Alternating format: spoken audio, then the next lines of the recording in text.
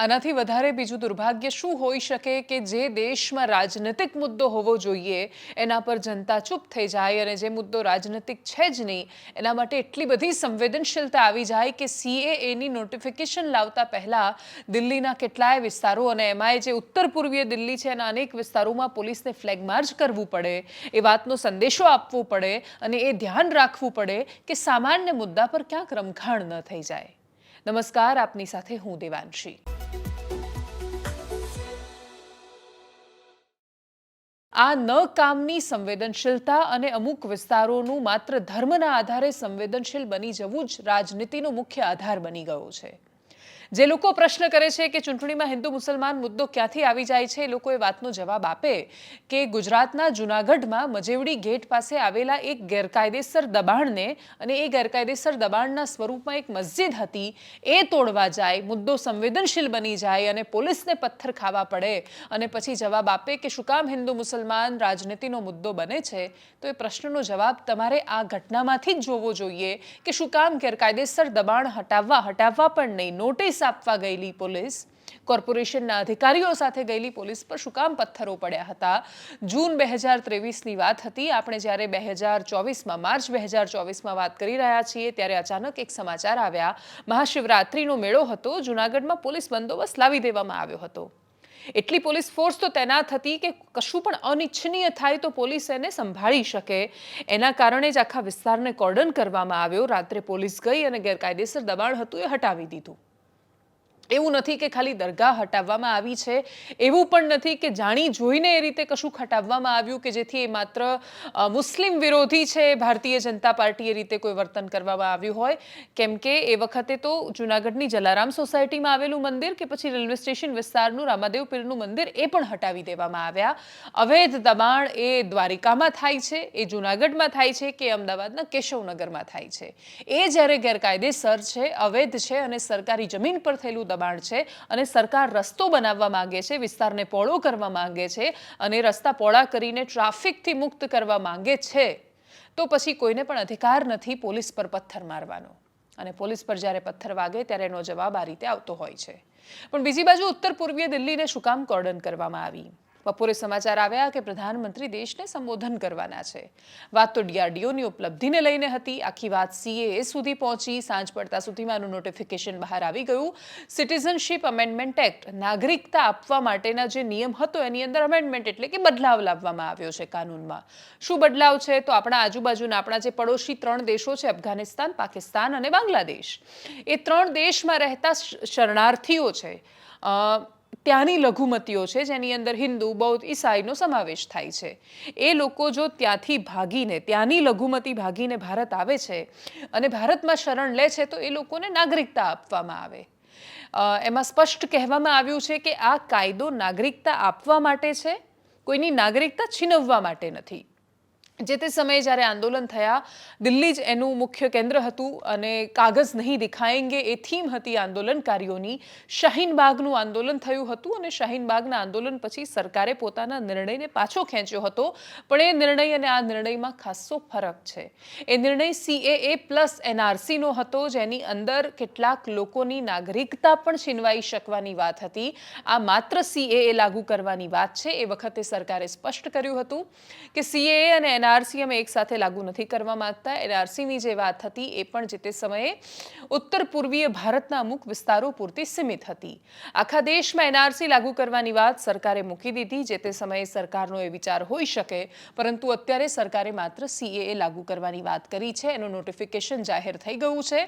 Notification જાહેર જેવી કરવાની વાત આવી કે તરત જ ઉત્તર પૂર્વીય દિલ્હીમાં એ બધા જ વિસ્તારોને સંવેદનશીલ માની દેવામાં આવ્યા। શાહીનબાગની આજુબાજુના વિસ્તારોને એ રીતે જાણે ત્યાં પોલીસની ફ્લેગ માર્ચ કરવામાં આવી, એટલા બધા પોલીસ કર્મીઓને એક સાથે તૈનાત કરવામાં આવ્યા। પોલીસે કહ્યું કે સંવેદનશીલ વિસ્તાર છે અને એટલા જ માટે અગમચેતીના રૂપે આ પગલાં લેવામાં આવ્યા છે, જ્યાં સુધી દેશમાંથી આ દ્રશ્યો દૂર નહીં થાય કે સરકારને કોઈ નિર્ણય લેવો છે, નાગરિકોને કેવી રીતે, કયા નાગરિકોને નાગરિકતા આપવી એ વિષয়ে નિર્ણય લેવો છે, અને જો પોલીસને ડર લાગે કે નહીં અહીંયા છમકલું થવાનું છે, તો જ્યાં સુધી આ વાતાવરણ છે ત્યાં સુધી આ પ્રકારની રાજનીતિએ રહેવાની છે, કેમ કે જે મુદ્દો રાજનીતિક છે જ નહીં એ મુદ્દાને શું કામ પોલિટિકલ બનાવવામાં આવે છે?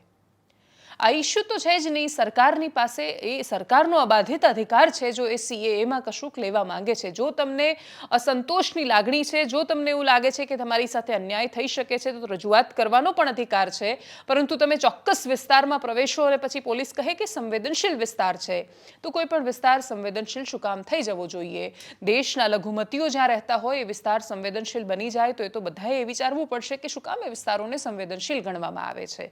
આ પ્રકારના માનસમાંથી બંને બાજુથી બહાર આવવાની જરૂર છે.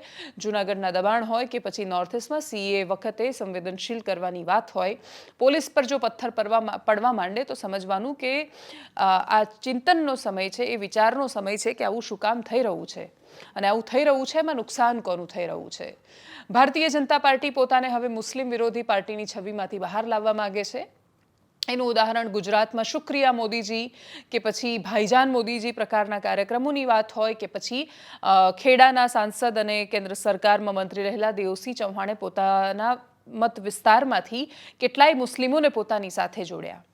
કોઈની ફેસબુક પર એવી કોમેન્ટ હતી કે રામના નામે વોટ માગવા માટે નીકળ્યા હતા, આ રીતે છેતરી રહ્યા છે. તો કોઈ કે એમનો જૂનો ફોટો યુસુફ પઠાણ એવા વ્યક્તિ કે જેમને TMCએ ટિકિટ આપી છે પશ્ચિમ બંગાળમાંથી અને એમને મેદાનમાં ઉતાર્યા છે કોંગ્રેસના અધીર રંજન ચૌધરીની સામે, એ ફોટો વાયરલ કર્યા.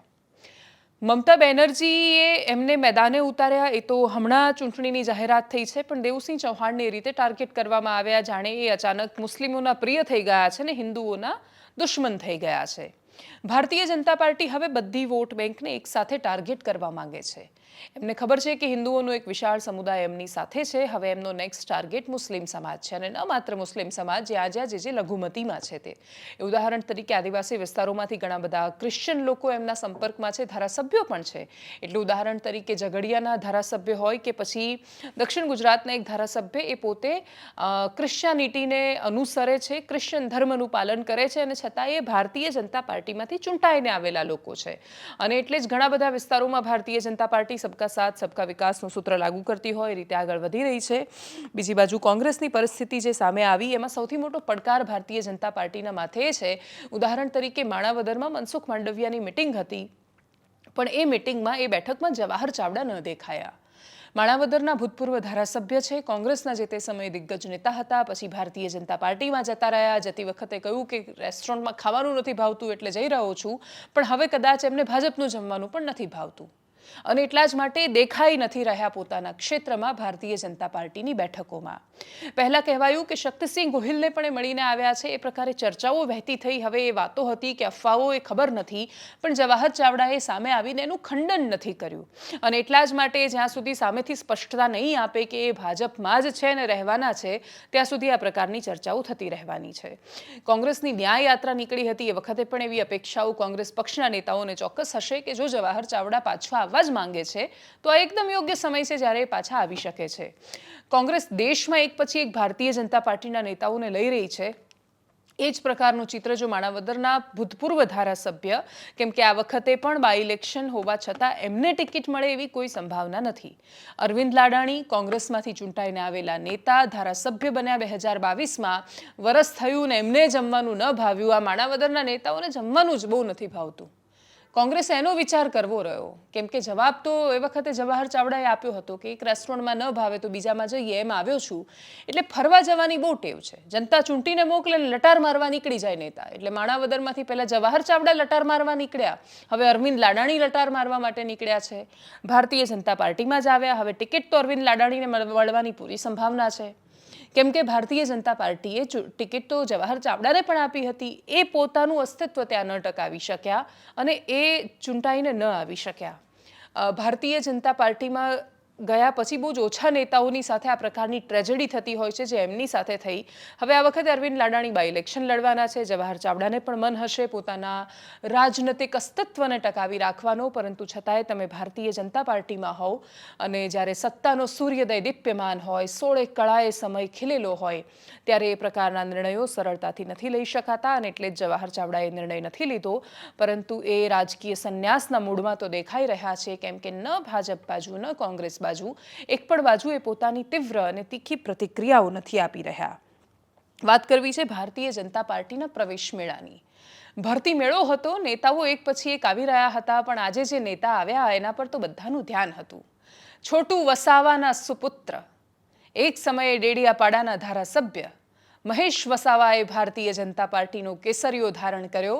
આ દ્રશ્ય જોયા પછી તો ભરૂચ લોકસભામાં કેટલાય લોકોએ મોંમાં આંગળા નાખી દીધા હશે કે હાય હાય, આ શું થઈ ગયું? છોટુ વસાવાનો છોકરો ભાજપમાં જતો રહ્યો.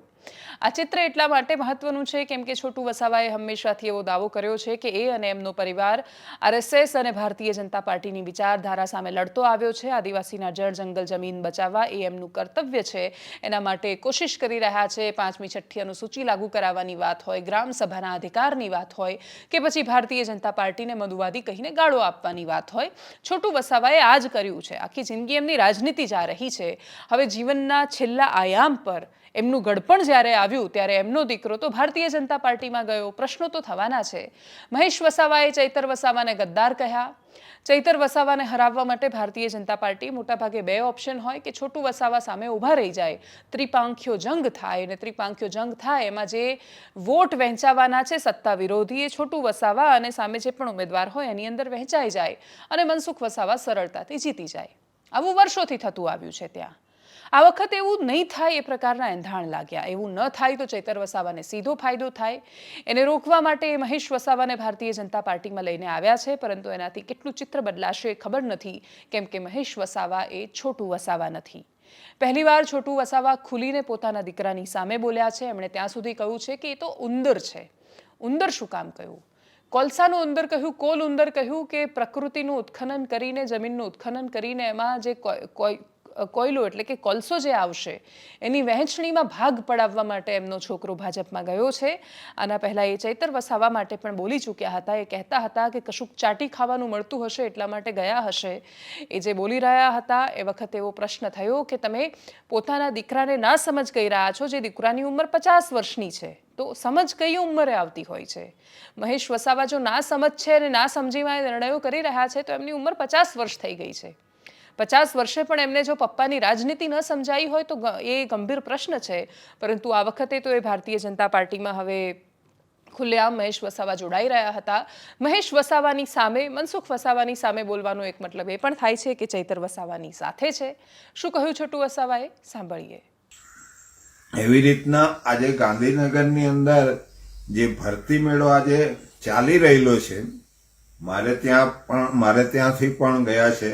મારા પુત્રના બીજા બધા જે આગેવાનો અત્યાર સુધી 5-6 શિડ્યુલની વાત કરતા હતા, એ બધા એ ભરતી મેળામાં ગયા છે. એટલા માટે ગયા છે કે અહીં જે ખનિજ, જે કોલસો નીકળવાનો છે અને એ કોલસામાં ચોરી કરવા માટે કોલ ઉંદરના સ્વરૂપે એ લોકો આજે જોઈન થવાના છે.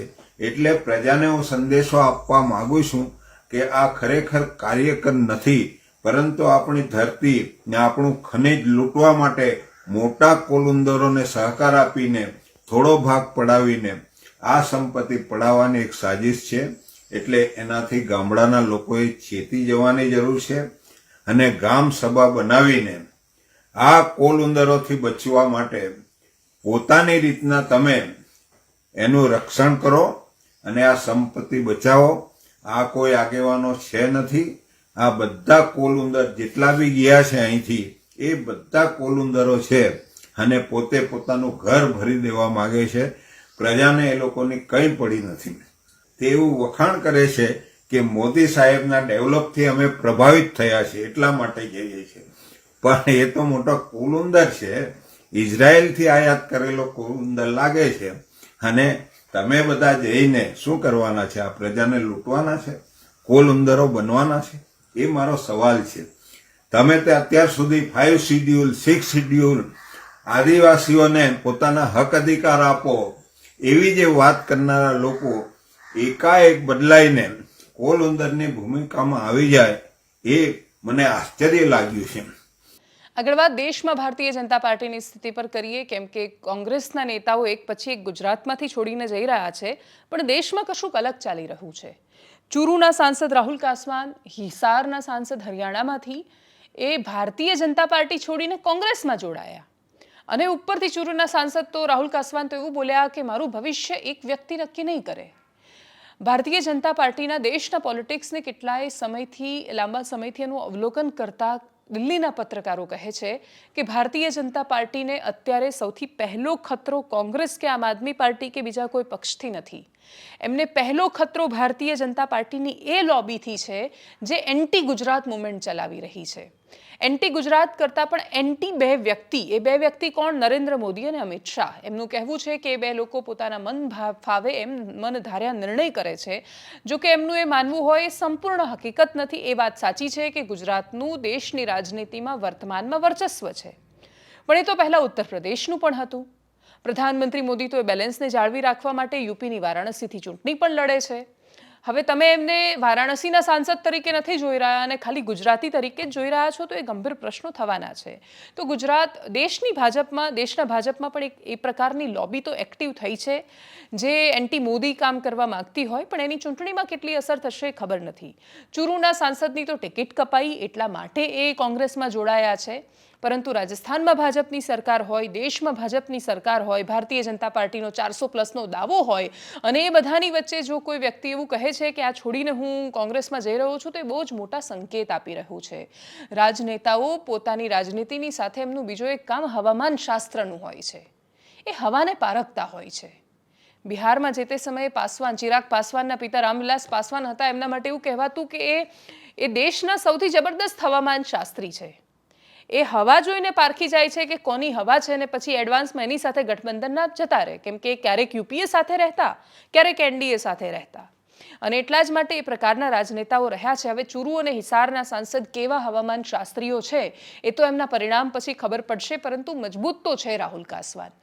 એ 2 ટર્મથી ચૂંટાતા આવતા સાંસદ છે. એમના સમર્થનમાં જનતા પણ આવી હતી અને એમણે કહ્યું હતું કે જ્યારે એમની ટિકિટ કપાઈ ત્યારે એમણે પ્રશ્ન પૂછ્યો હતો કે મારી શું ભૂલ થઈ, કે મેં અત્યાર સુધીમાં મારી યોજનાઓ સૌથી વધારે લાગુ કરાવી, મારા ક્ષેત્રમાં એ ભૂલ થઈ ગઈ કે મેં હંમેશા એક પ્રતિબદ્ધ કાર્યકર્તાની જેમ કામ કર્યું એ મારી ભૂલ થઈ, કે પછી જનતાએ મને સતત સમર્થન આપ્યું મારી ભૂલ થઈ. એમણે પણ કહ્યું કે એક વ્યક્તિ મારું રાજનૈતિક ભવિષ્ય નક્કી નહીં કરે એવું બોલીને કોંગ્રેસમાં જોડાયા અને પછી જોડાયા પછી એમણે શું કહ્યું સાંભળીએ.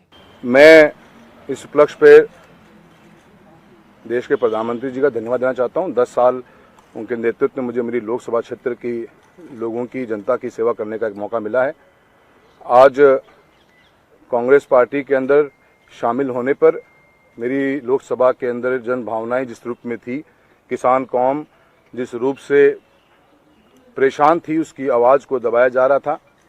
सामंतवादी सोच के लोगों की जो सोच थी वो आगे बढ़ती जा रही थी और किसान की आवाज़ को अनसुना किया जा रहा था.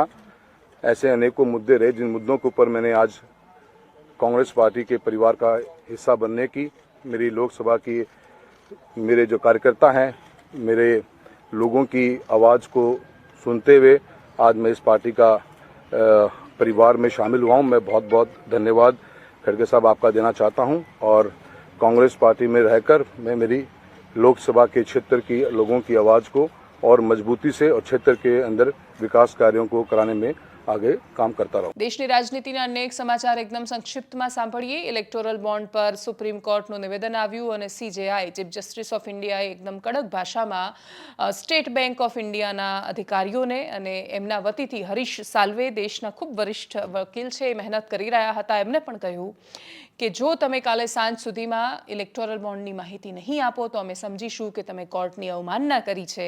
એ વિષય પર કાર્યવાહી શરૂ કરીશું. ચંદીગઢ પર આવેલું સુપ્રીમ કોર્ટનું જજમેન્ટ હોય કે પછી આ વિષય પર ઇલેક્ટોરલ બોન્ડમાં સુપ્રીમ કોર્ટનું આ પ્રકારે કહેવું એ બતાવે છે કે આ એક બે નિર્ણયો એવા છે કે જેનાથી વિપક્ષને એવું લાગી રહ્યું છે કે કશુંક જબરદસ્ત થવાનું છે.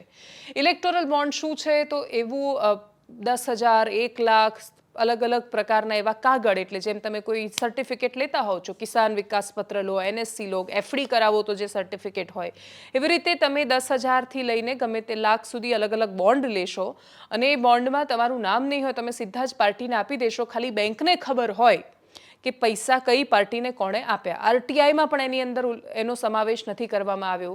રાઇટ ટુ ઇન્ફોર્મેશન એક્ટ છે, પરંતુ આરટીઆઈ તમે કરો કે કઈ પાર્ટીને કોણે બોન્ડથી કેટલું દાન આપ્યું તો એના વિશે માહિતી હોતી નથી. હજારો કરોડમાં, એટલે એવું કહેવાય રહ્યું છે કે 5,000 કરોડનું દાન ભારતીય જનતા પાર્ટીને આની હેઠળ મળ્યું છે. ખાલી ભાજપને, ટીએમસીને બી જબરદસ્ત ડોનેશન મળ્યું છે, કોંગ્રેસને પણ મળ્યું છે. તો જો ઇલેક્ટોરલ બોન્ડની માહિતી સામે આવી જશે તો બધાને ખબર પડવી જવાની છે કે કયા કોર્પોરેટ્સે સરકારને અને વિપક્ષને કેટલું દાન કર્યું છે. દાનમાં સૌથી મોટું લાભાર્થી ભારતીય જનતા પાર્ટી છે અને મોટાભાગે કોર્પોરેટ્સ જેની સરકાર આવવાની હોય એને એ રીતે દાન કરતા જ હોય છે. એ કોઈ દાન નથી હોતું, એડવાન્સમાં આપવામાં આવેલી બ્રાઇબ તરીકે એને જોવામાં આવે છે કે તમે એડવાન્સમાં એ લોકોને પૈસા જીતવા માટે આપો અને જીત્યા પછી તમે તમારી ઈચ્છા અનુસાર પોલિસી બનાવડાવો. આ રીતનું ધ્યાન આજથી નહીં વર્ષોથી કોર્પોરેટ સાથે રાખી રહ્યા છે. બસ ખાલી છુપાઈને પૈસા આપવાની પદ્ધતિ 2017-18થી લાગુ થઈ અને ઇલેક્ટોરલ બોન્ડ વિશે જો માહિતી બહાર આવશે તો કોર્પોરેટ્સ અને ભારતીય જનતા પાર્ટીના ઘણા બધા સમીકરણો પણ બહાર આવી શકે છે. સીજેઆઈએ કહી દીધું છે એસબીઆઈના જવાબની પ્રતીક્ષા રહેવાની છે. ઇલેક્ટોરલ બોન્ડ પર શું માહિતી સામે આવે છે એ સામે આવશે, એના પછી એના વિશે વાત કરીશું. અત્યારે તો સંક્ષિપ્તમાં વાત એટલી છે, ગુપ્તદાન ખુલ્લું પડવાનું છે. શું કહ્યું સીજેઆઈએ, સાંભળીએ. 15th of February 2024. Yes, ma'am. We are now on the 11th of March. Yes, ma'am. In the last 26 days, what extent of matching has been done by you? What steps have you taken in the last 26 days? The application is absolutely silent on that. We can put a detailed affidavit on that, Manoj, because I know It should have been disclosed in the affidavit. I agree, Manoj. I agree. State Bank of India, which is coming to us, we expect that there should be a degree of candor on the part of the State Bank of India. That this is what the work which we have done. The work is at this stage. We need an extension of time to carry out the balance of the exercise which remains. Stop. While we are not inclined to exercise the contempt jurisdiction at this stage, bearing in mind the application which was submitted for extension of time, we place SBI on notice that this court may be inclined to proceed against it for